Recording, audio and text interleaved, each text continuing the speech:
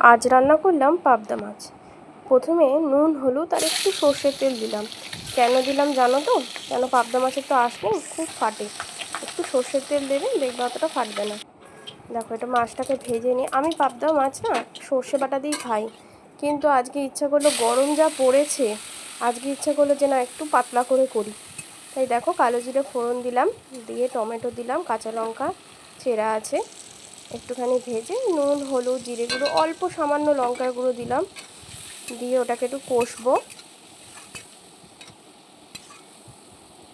কিছুক্ষণ কষার পর অল্প সামান্য একটু জল অ্যাড করেছি, করে এটাকে একটুখানি ঢেকে দিয়েছি যাতে টমেটোটা মজে যায়।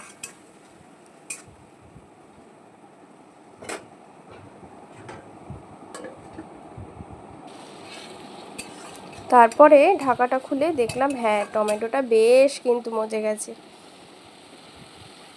এরপর দেখো, একটু গরম জল করেছি আমি, একটু ঝোল ঝোল তো করতে হবে, হালকা গা মাখা, তো একটু গরম জল আমি দিয়েছি।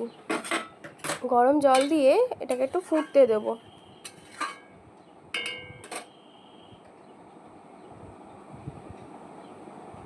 টকবক করে ফুটছে। এইবারে একে একে মাছটা ছেড়ে দিলাম।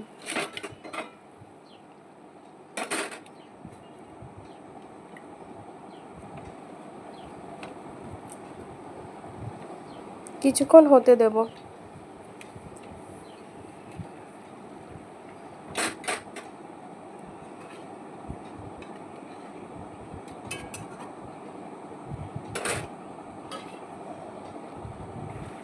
তারপর লাস্টে নামানোর আগে অল্প একটু সামান্য ধনেপাতা কুচি দিয়ে নামিয়ে দেবো। খেতে কিন্তু দারুণ টেস্টি হয়। ব্যাস রেডি আমার পাবদা মাছের টমেটো ঝাল।